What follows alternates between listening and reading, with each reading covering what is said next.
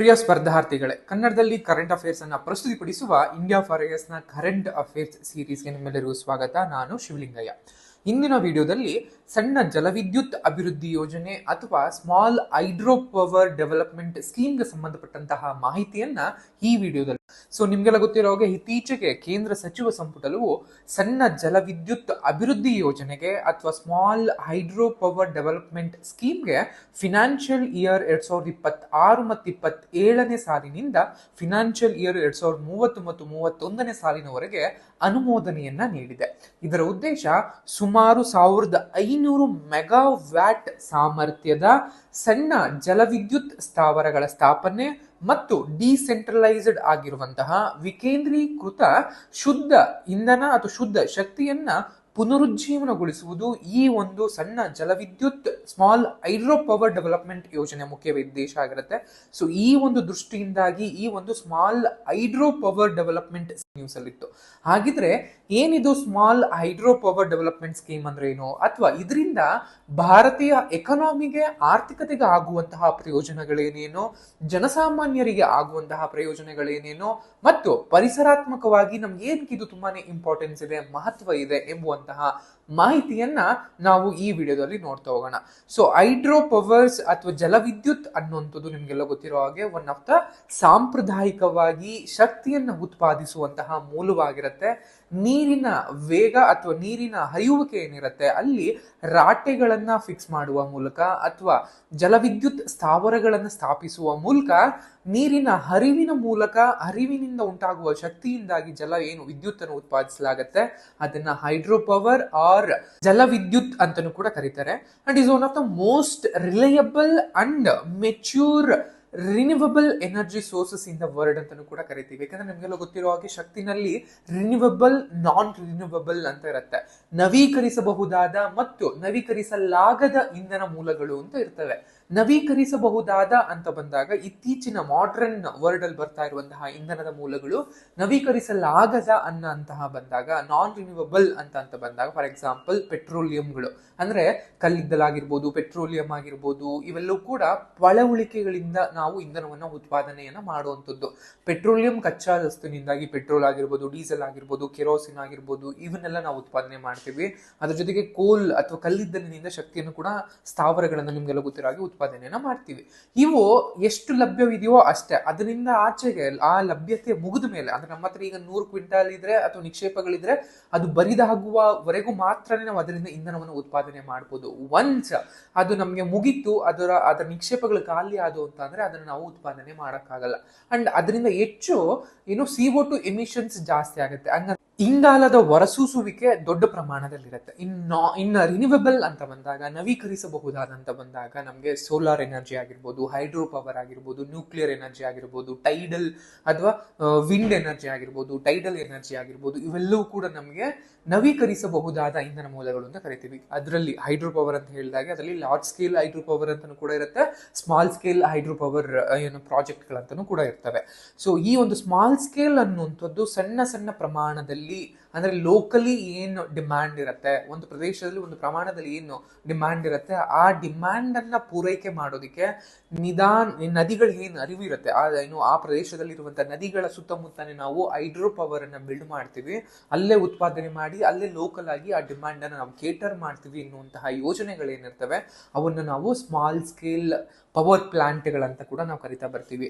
ಈ small scale power ಪ್ಲಾಂಟ್ಗಳು ಅಥವಾ ಈ ಒಂದು ಸಣ್ಣ ಜಲವಿದ್ಯುತ್ ಅಭಿವೃದ್ಧಿ ಯೋಜನೆಗಳು ಅಂತ ನಾವೇನ್ ಕರಿತೇವೆ, ಇವು ದೀರ್ಘಕಾಲೀನವಾದಂತಹ ಮತ್ತು ಪರಿಸರ ಸ್ನೇಹಿ ಇಂಧನ ಮೂಲಗಳಾಗಿ ಕನಿಷ್ಠ ಪ್ರಮಾಣದಲ್ಲಿ ಪರಿಸರದ ಮೇಲೆ ಒಂದು ನಕಾರಾತ್ಮಕ ಪ್ರಭಾವವನ್ನು ಬೀರ್ತವೆ. ಕಂಪೇರ್ ಟು ಪೆಟ್ರೋಲಿಯಂ ಅಥವಾ ಪಳವಳಿಕೆ ಇಂಧನಗಳು ಕಂಪೇರ್ ಮಾಡಿದ್ರೆ ವೆರಿ ಕನಿಷ್ಠ ಮಟ್ಟದಲ್ಲಿ ಪರಿಸರದ ಮೇಲೆ ಪ್ರಭಾವವನ್ನು ಬೀರ್ತಾ ಬರ್ತವೆ.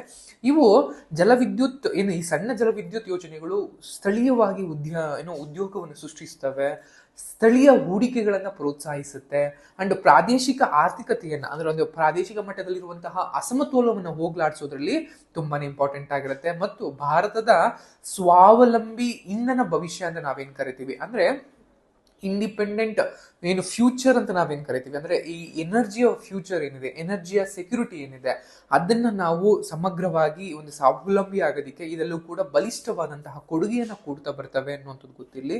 ಅಂಡ್ ಈ ಸಣ್ಣ ಅಥವಾ ಏನು ಕಿರು ಅಥವಾ ಸಣ್ಣ ಅಂತ ನಾವೇನ್ ಕರಿತೀವಿ, ಸ್ಮಾಲ್ ಜಲವಿದ್ಯುತ್ ಅಂತ ನಾವೇನ್ ಕರಿತೀವಿ, ಅದ್ರ ಸಾಮರ್ಥ್ಯ ಯೂಶಲಿ 1 ರಿಂದ 25 ಮೆಗಾವ್ಯಾಟ್ಗಳ ಉತ್ಪಾದನೆ ಸಾಮರ್ಥ್ಯ ಏನಿರುತ್ತೆ, ಅದ್ರ ನಡುವೆ ಇರುವಂತಹ ವಿದ್ಯುತ್ ಉತ್ಪಾದನೆ ಸ್ಥಾವರಗಳನ್ನ ನಾವು ಸಣ್ಣ ಜಲವಿದ್ಯುತ್ ಸ್ಥಾವರಗಳು ಅಂತ ಕರಿತಾ ಬರ್ತೀವಿ.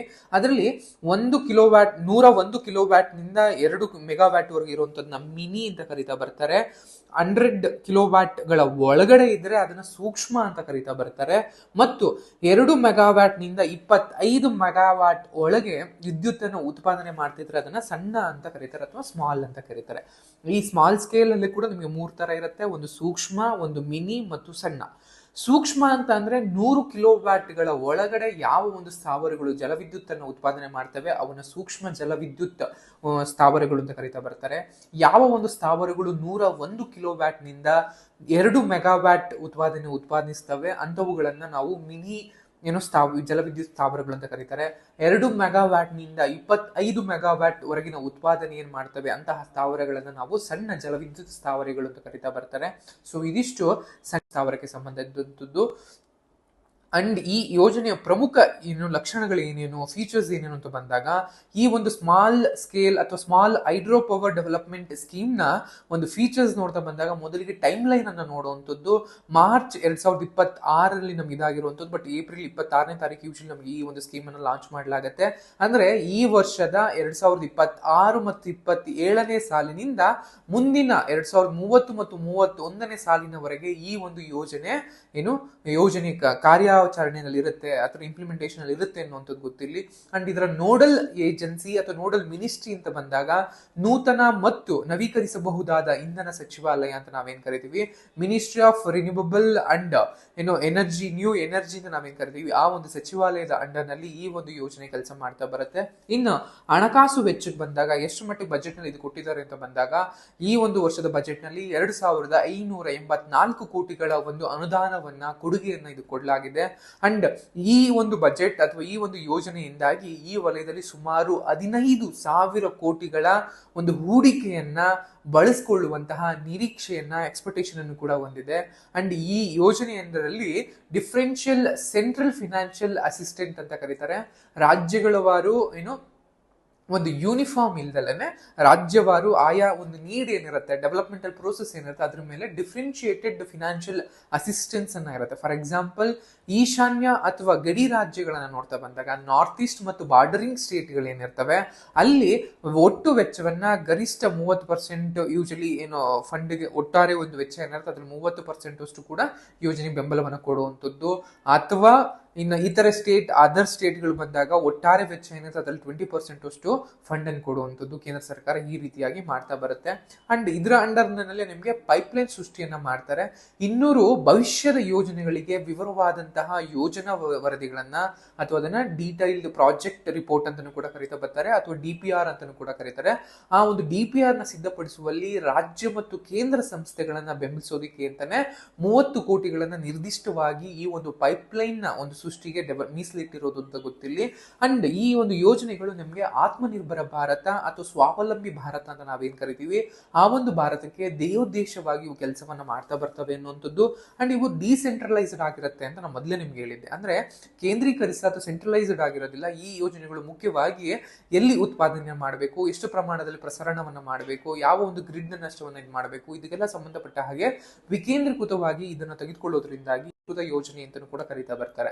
ಅಂಡ್ ಈ ತರನಾದಂತಹ ಸ್ಮಾಲ್ ಹೈಡ್ರೋ ಪವರ್ ಗಳಿಂದಾಗುವಂತಹ ಪ್ರಾಮುಖ್ಯತೆ ಏನು, ಅದರ ಇಂಪಾರ್ಟೆನ್ಸ್ ಏನು ಅಂತ ಬಂದಾಗ ಮುಖ್ಯವಾಗಿ ನಮಗೆ ವಿಕೇಂದ್ರೀಕೃತ ಮತ್ತು ಎಫಿಷಿಯಂಟ್ ಎನರ್ಜಿ ಸಪ್ಲೈ ಅಂತ ಕರೀತಾ ಬರ್ತೀವಿ.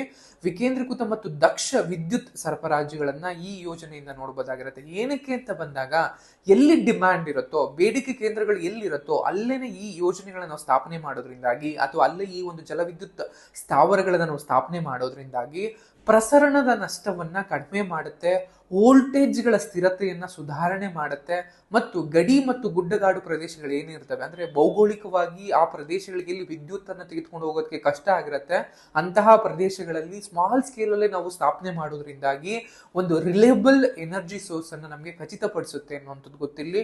ಅಂಡ್ ಎರಡನೇದು ಇಂಪಾರ್ಟೆನ್ಸ್ ಏನಕ್ಕೆ ಅಂತ ಬಂದಾಗ, it's A clean and cost cutting energy sources ಅಂತ ಕರಿತಾ ಬರ್ತೀವಿ.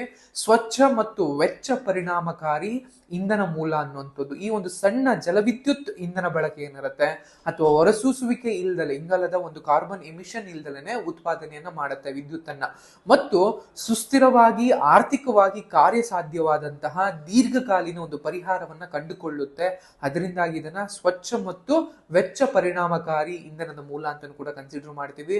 ಅಂಡ್ ಥರ್ಡ್ ಒನ್ ನೋಡೋದಾದ್ರೆ ಗ್ರಾಮೀಣ ಅಭಿವೃದ್ಧಿಯ ಒಂದು ಚಾಲಕ ಅಂತಾನೆ ಕರಿತಾ ಬರ್ತೀವಿ. ಯಾಕಂದ್ರೆ ಯಾವ ಒಂದು ಕ್ಷೇತ್ರಗಳಲ್ಲಿ, ಯಾವ ಒಂದು ಗ್ರಾಮೀಣ ಪ್ರದೇಶಗಳಲ್ಲಿ, ಯಾವ ಒಂದು ವಲಯದಲ್ಲಿ ದೊಡ್ಡ ಪ್ರಮಾಣದಲ್ಲಿ ವಿದ್ಯುತ್ ಸರಬರಾಜನ್ನ, ವಿದ್ಯುತ್ ಮೂಲ ಸೌಕರ್ಯಗಳನ್ನ ಕೊಡೋದಕ್ಕೆ ಸಾಧ್ಯ ಆಗಿರೋದಿಲ್ವೋ ಅಂತಹ ಪ್ರದೇಶಗಳಲ್ಲಿ ಸ್ಮಾಲ್ ಸ್ಕೇಲ್ಗಳಲ್ಲಿ, ಸಣ್ಣ ಪ್ರಮಾಣದಲ್ಲಿ ಅಥವಾ ಈ ಒಂದು ಕಿರು ಪ್ರಮಾಣದ ಜಲವಿದ್ಯುತ್ ಅನ್ನು ನಾವು ಉತ್ಪಾದನೆ ಮಾಡೋದ್ರಿಂದಾಗಿ ಆ ಒಂದು ಪ್ರದೇಶದ ಆರ್ಥಿಕವಾಗಿ, ಸಾಮಾಜಿಕವಾಗಿ ಮತ್ತು ಮೂಲಸೌಕರ್ಯವಾಗಿ ಅಭಿವೃದ್ಧಿಯನ್ನ ಕಾಣಬಹುದಾಗಿರುತ್ತೆ. ಯಾವಾಗ ಮೂಲಸೌಕರ್ಯ ಅಭಿವೃದ್ಧಿ ಆಗುತ್ತೋ ಆಟೋಮೆಟಿಕಲಿ ಎಕನಾಮಿ ಬೆಳೆಯುತ್ತೆ, ಎಕನಾಮಿ ಬೆಳೆದ್ರೆ ಜೀವನೋಪಾಯ ಬೆಳೆಯುತ್ತೆ, ಜೀವನೋಪಾಯ ಬೆಳೆದ್ರೆ ಎಜುಕೇಶನ್ ಸೆಕ್ಟರ್ಗಳು ಅಥವಾ ನಮ್ಮ ಒಂದು ಸಾಮಾಜಿಕ ವ್ಯವಸ್ಥೆಗಳು ಬದಲಾಗ್ತಾ ಹೋಗ್ತವೆ. ಈ ಒಂದು ನೆಲೆಗಟ್ಟಿನಲ್ಲಿ ನೋಡೋದಾದ್ರೆ ವಿದ್ಯುತ್ ಅನ್ನುವಂಥದ್ದು, ಮೂಲಸೌಕರ್ಯ ಅನ್ನುವಂಥದ್ದು ಗ್ರಾಮೀಣ ಅಭಿವೃದ್ಧಿಯ ಒಂದು ಚಾಲಕಗಳಾಗಿ ಕೆಲಸವನ್ನ ಮಾಡ್ತಾ ಬರ್ತವೆ. ಇನ್ನು ಕೊನೆಯದಾಗಿ ನೋಡೋದಾದ್ರೆ ಉದ್ಯೋಗ ಮತ್ತು ಜೀವನೋಪಾಯದ ಒಂದು ಉತ್ಪಾದನೆ ಅಂತ ಇರುತ್ತೆ. ಈ ಸಣ್ಣ ಪ್ರಮಾಣದಲ್ಲಿ ಜಲವಿದ್ಯುತ್ಗಳನ್ನ ನಾವು ಸ್ಥಾಪನೆ ಮಾಡೋದ್ರಿಂದಾಗಿ ಸ್ಥಾವರಗಳನ್ನ ಆಯಾ ಲೋಕಲ್ ಅಲ್ಲಿ ಏನು ಡಿಮ್ಯಾಂಡ್ ಇರುತ್ತೆ ಅಥವಾ ಅಲ್ಲೇನು ಎಂಪ್ಲಾಯ್ಮೆಂಟ್ ಜನರೇಷನ್ಸ್ ಇರುತ್ತೆ ಅದು ಜಾಸ್ತಿ ಆಗುತ್ತೆ. ಸೊ ಅದರಿಂದಾಗಿಯೂ ಕೂಡ ನಮಗೆ ಜೀವನೋಪಾಯದ ಉತ್ಪಾದನೆ ಆಗುತ್ತೆ. ಅಂಡ್ ಪರಿಸರದ ಮೇಲೆ ಸುಸ್ಥಿರವಾಗಿ ಒಂದು ಬಳಕೆಯನ್ನ ಹೆಚ್ಚಳ ಮಾಡುತ್ತೆ. ಕನಿಷ್ಠ ಭೂಮಿಯ ಅವಶ್ಯಕತೆ ಆಗಿರ್ಬೋದು, ಅದು ಸ್ಥಳಾಂತರ ಮಾಡೋದಕ್ಕೆ, ಯಾಕಂದ್ರೆ ಡ್ಯಾಮ್ಗಳನ್ನ ಬಿಲ್ಡ್ ಮಾಡ್ಬೇಕಾಗತ್ತೆ ಅಥವಾ ಈ ಒಂದು ಜಲವಿದ್ಯುತ್ ಪ್ರೋಸೆಸ್ಗೆ ನಮಗೆ ಒಂದಷ್ಟು ಕಾಡುಗಳನ್ನ ಏನೋ ಅಕ್ವೈರ್ ಮಾಡ್ಕೋಬೇಕಾಗಿರುತ್ತೆ. ಇವೆಲ್ಲೂ ಕೂಡ ಸಣ್ಣ ಪ್ರಮಾಣದಲ್ಲಿ ಇರೋದ್ರಿಂದಾಗಿನೇ ಸಣ್ಣ ಸಣ್ಣ ಪ್ರಮಾಣದಲ್ಲಿ ಇವೆಲ್ಲ ಇದಾಯ್ತು. ಅದರಿಂದಾಗಿ ಕನಿಷ್ಠ ಪರಿಸರದ ಮೇಲೆ, ಎನ್ವೈರನ್ಮೆಂಟ್ ಮೇಲೆ ಅಗಾಧ ಪ್ರಮಾಣದ ಯಾವುದೇ ರೀತಿಯಾದಂತಹ ತೊಂದರೆಗಳು ಉಂಟಾಗೋದಿಲ್ಲ. ಸೊ ಅದರಿಂದಾಗಿ ಒಂದು ಪರಿಸರದ ಕಡಿಮೆ ಹೆಜ್ಜೆ ಗುರುತುಗಳಾಗಿರ್ಬೋದು ಮತ್ತು ಸೀಮಿತ ಸಾಮಾಜಿಕ ಪರಿಣಾಮಗಳನ್ನ ಹೊಂದಿರೋದ್ರಿಂದಾಗಿ ಇವುಗಳು ಸುಸ್ಥಿರತೆ ಮೇಲೆ ಹೆಚ್ಚಿನ ಒಂದು ಭವಿಷ್ಯವನ್ನ ನಿಂತಿದೆ ಅನ್ನುವಂಥದ್ದನ್ನು ನಾವು ನೋಡ್ತಾ ಬರ್ತೀವಿ. ಅಂಡ್ ಇಲ್ಲಿ ನೀವು ಇಮೇಜ್ ಅನ್ನ ನೋಡೋದಾದ್ರೆ ಏನು ಪೊಟೆನ್ಶಿಯಲ್ ಇದೆ ಮತ್ತು ಏನು ಯುಟಿಲೈಸ್ ಮಾಡ್ಕೊಂಡಿದೀವಿ ಅನ್ನುವಂಥದ್ದು ನಮ್ಗೆ ಆಸ್ ಆಫ್ ನೌ ನಮ್ಗೆ 21,133 ಮೆಗಾವ್ಯಾಟ್ ಅಷ್ಟು ಪೊಟೆನ್ಶಿಯಾಲಿಟಿ ಇದೆ. ಬಟ್ ಆಸ್ ಆಫ್ ನೌ ಅದನ್ನ ಬಳಸ್ಕೋತಾ ಇರುವಂಥದ್ದು ಕೇವಲ 5,171 ಮೆಗಾವ್ಯಾಟ್ಗಳಷ್ಟು. ನಮ್ಗೆ ಎಷ್ಟು ಗ್ಯಾಪ್ ಇದೆ ಅನ್ನುವಂಥದ್ದು ನೋಡ್ಬೋದು. ಕಡಿಮೆ ಮಾಡೋದಕ್ಕಿಂತನೇ ಕೇಂದ್ರ ಸರ್ಕಾರ ಈ ಒಂದು small scale hydro development scheme ಅನ್ನ ತಂದಿರುವಂಥದ್ದು. ಅಂಡ್ ಈ ಸಣ್ಣ ಜಲವಿದ್ಯುತ್ ಅಭಿವೃದ್ಧಿ ಯೋಜನೆಯ ಪ್ರಸ್ತಾಪಿತ ಪ್ರಯೋಜನಗಳು ಏನೇವೆ ಅಂತ ನೋಡ್ತಾ ಬಂದಾಗ ಮುಖ್ಯವಾಗಿ ಸಾಮಾಜಿಕವಾಗಿ, ಆರ್ಥಿಕವಾಗಿ ಒಂದೊಳ್ಳೆ ಸಕಾರಾತ್ಮಕವಾದಂತಹ ಪರಿಣಾಮವನ್ನು ಬೀರುತ್ತೆ. ಯಾಕೆಂತಂದ್ರೆ ಇದು ಖಾಸಗಿ ವಲಯದಿಂದ 15,000 ಕೋಟಿಗಳ ಒಂದು ಹೂಡಿಕೆಯನ್ನು ತರುತ್ತೆ. ಈ ಹೂಡಿಕೆ ಅನ್ನುವಂಥದ್ದು ಗ್ರಾಮೀಣ ಪ್ರದೇಶಗಳಲ್ಲಿ ಮೂಲ ಸೌಕರ್ಯವನ್ನು ಅಭಿವೃದ್ಧಿ ಮಾಡುತ್ತೆ ಅಥವಾ ಉದ್ಯೋಗವನ್ನು ಸೃಷ್ಟಿ ಮಾಡುತ್ತೆ. ಆ ಮೂಲಕ ಸಾಮಾಜಿಕವಾಗಿ, ಆರ್ಥಿಕವಾಗಿ ಹೆಚ್ಚಿನ ಒಂದು ಪಾಸಿಟಿವ್ ಅನ್ನುವಂತಹ ಪರಿಣಾಮವನ್ನು ಬೀರುತ್ತೆ. ಮತ್ತು ಆತ್ಮನಿರ್ಭರ ಭಾರತ ಅಂತ ನಾವೇನು ಅವಾಗಿಂದ ಹೇಳ್ತಾ ಇದ್ದೀವಿ, ಆತ್ಮನಿರ್ಭರ ಭಾರತ ಅಂದ್ರೆ 2047 ವೇಳೆಗೆ ಭಾರತ ಎಲ್ಲಾ ಕ್ಷೇತ್ರಗಳಲ್ಲೂ ಕೂಡ ಯಾವುದೇ ಒಂದು ರಾಷ್ಟ್ರದ ಮೇಲೆ ಡಿಪೆಂಡೆನ್ಸಿಯನ್ನು ಹೊಂದಿರಬಾರ್ದು. ಅದು ಇಂಧನ ಆಗಿರಬಹುದು ಅಥವಾ ಆಹಾರ ಸರಬರಾಜು ಆಗಿರಬಹುದು ಅಥವಾ ಟೆಕ್ನಾಲಜಿ ಆಗಿರ್ಬೋದು, ಎಲ್ಲದರಲ್ಲೂ ಕೂಡ ಭಾರತ ಸ್ವಾವಲಂಬಿ ಆಗಿರಬೇಕು ಅನ್ನುವಂತಹ ಮಹದುದ್ದೇಶ ಏನಿದೆ, ಆ ಒಂದು ಯೋಜನೆಗೆ, ಆ ಒಂದು ಉದ್ದೇಶಕ್ಕೆ ಈ ತರನಾದಂತಹ ಸಣ್ಣ ಪುಟ್ಟ ಪರಿಯೋಜನೆಗಳು, ಸಣ್ಣ ಪ್ರಮಾಣದ ಯೋಜನೆಗಳು ತುಂಬಾ ದೊಡ್ಡ ಕೊಡುಗೆಯನ್ನು ಕೊಡ್ತಾ ಬರ್ತವೆ. ಆತ್ಮನಿರ್ಭರದ ಒಂದು ಭಾರತದ ಕಡೆಗೆ ಹೆಜ್ಜೆ ಇಡೋದಕ್ಕೆ ಸಾಧ್ಯ ಆಗತ್ತೆ. ಅಂಡ್ ಪರಿಸರದ ಮೇಲೂ ಕೂಡ ಅವಾಗಿಂದ ಹೇಳಿದಾಗೆ ಸಕಾರಾತ್ಮಕವಾದಂತಹ ಪ್ರಯೋಜನಗಳನ್ನು ಕೊಡ್ತವೆ. ಯಾಕಂದ್ರೆ ದೊಡ್ಡ ಪ್ರಮಾಣದ ಅಥವಾ ಏನೋ ಲಾರ್ಜರ್ ಹೈಡ್ರೋ ಪವರ್ ಸ್ಕೇಲ್ಸ್ ಏನಿರ್ತವೆ ಅದಕ್ಕೆ ದೊಡ್ಡ ಪ್ರಮಾಣದ ಅಣೆಕಟ್ಟನ್ನು ಕಟ್ಟಬೇಕಾಗುತ್ತೆ. ಅದರಿಂದ ಕಾಡುಗಳು ನಾಶ ಆಗ್ತವೆ. ಅದರಿಂದ ಲೋಕಲ್ ಟ್ರೈಬಲ್ ಪೀಪಲ್ಗಳ ಒಂದು ಸ್ಥಳಾಂತರ ಹೆಚ್ಚಾಗತ್ತೆ. ಇದು ಯಾವುದನ್ನೂ ಮಾಡ್ದಲೆ ಸಣ್ಣ ಪ್ರಮಾಣದಲ್ಲಿ ನಾವು ಸಣ್ಣ ಸಣ್ಣ ಜಲವಿದ್ಯುತ್ಗಳ ಸ್ಥಾಪನೆ ಮಾಡೋದ್ರಿಂದಾಗಿ ಸಣ್ಣ ಸಣ್ಣ ಪಟ್ಟಿಗೆ ಯಾವುದಾದ್ರೂ ಒಂದು ಎಫೆಕ್ಟ್ಗಳನ್ನ ಆಗೋದ್ರಿಂದಾಗಿ ಪರಿಸರದ ಮೇಲೂ ಕೂಡ ದೊಡ್ಡ ಪ್ರಮಾಣದ ನಕಾರಾತ್ಮಕವಾದಂತಹ ಒಂದು ಪರಿಣಾಮವನ್ನ ಇದು ಬೀರೋದಿಲ್ಲ. ಅಂಡ್ ತಾಂತ್ರಿಕವಾಗಿ ಕೂಡ ಒಂದಷ್ಟು ಪ್ರಯೋಜನಗಳನ್ನ, ಅನುಕೂಲಗಳನ್ನ ನಾವು ಇದನ್ನ ನೋಡ್ಬೋದು. ಯಾಕೆ ಅಂತಂದ್ರೆ ಇದು ತುಂಬಾ ಡಿಸೆಂಟ್ರಲೈಸ್ಡ್ ಆಗಿರೋದ್ರಿಂದಾಗಿ ಪ್ರಸರಣದ ಒಂದು ನಷ್ಟವನ್ನ ಕಮ್ಮಿ ಮಾಡುತ್ತೆ. ದೀರ್ಘ ಮತ್ತು ದೂರ ಒಂದು ಪ್ರಸರಣ ಮೂಲಸೌಕರ್ಯಗಳ ಅಗತ್ಯತೆ ಇಲ್ದಲೇ ಇರೋದ್ರಿಂದಾಗಿ ಸಣ್ಣ ಸಣ್ಣ ಲೆವೆಲ್ ಅಲ್ಲಿ ಕೇಟರ್ ಮಾಡೋದ್ರಿಂದಾಗಿ ಕೂಡ ನಿಮಗೆ ತಾಂತ್ರಿಕವಾಗಿ ತುಂಬಾ ಅನುಕೂಲಕರವಾಗಿರುತ್ತೆ. ಸ್ಮಾಲ್ ಸ್ಕೇಲ್ ಏನು ಪವರ್ ಪ್ಲಾಂಟ್ಗಳ ಅಥವಾ small scale power development skill ನ ಉದ್ದೇಶ ಆಗಿರುತ್ತೆ ಅಂಡ್ ಇನ್ಫಾರ್ಮೇಶನ್ ಇದು ಇಷ್ಟ ಆಗಿರುತ್ತೆ. ಈ ಮಾಹಿತಿ ನಿಮ್ಗೆ ಇಷ್ಟ ಆಗಿದೆ ಅಂತ ಭಾವಿಸ್ತಾ ಈ ವಿಡಿಯೋ ಎಂಡ್ ಮಾಡ್ತಾ ಇದ್ದೀನಿ. Thank you.